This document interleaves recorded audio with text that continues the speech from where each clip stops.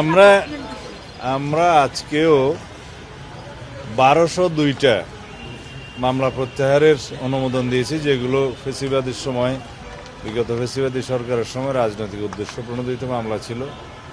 এগুলো প্রত্যাহারের জন্য আজকে অনুমোদন দেওয়া হয়েছে।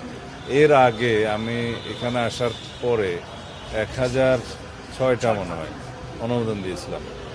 আর যে সমস্ত মামলা প্রত্যাহারের জন্য বিগত ইন্টারিম সরকারের সময় উদ্যোগ নিয়েছিল, রাজনৈতিক উদ্দেশ্যে হয়রানিমূলক, মিথ্যা এবং বানোয়াট মামলা দিয়েছিল বিগত 17 বছরে রাজনৈতিক কর্মী সহ অন্যান্য সমাজের বিভিন্ন স্তরের মানুষের বিরুদ্ধে, সাংবাদিক সহ, সেই সমস্ত মামলা বিবেচনা করা হয়েছিল মার্ডার কেস বাদে এক্সপ্লোসিভ এবং অস্ত্র মামলা, মাদক, আর একটা যেন নারী শিশু, এই বিষয়ে মামলাগুলো বাদে বাকি মামলাগুলো বিবেচনায় নেওয়া হয়েছে।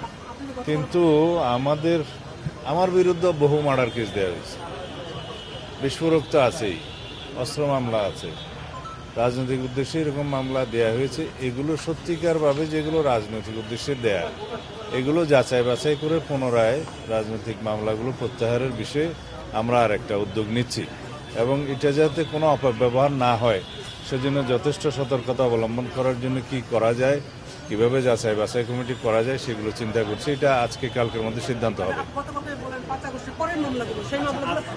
ওগুলো আলাদা, এগুলো তো বিগত 17 বছরের মামলাগুলোর কথা বললাম।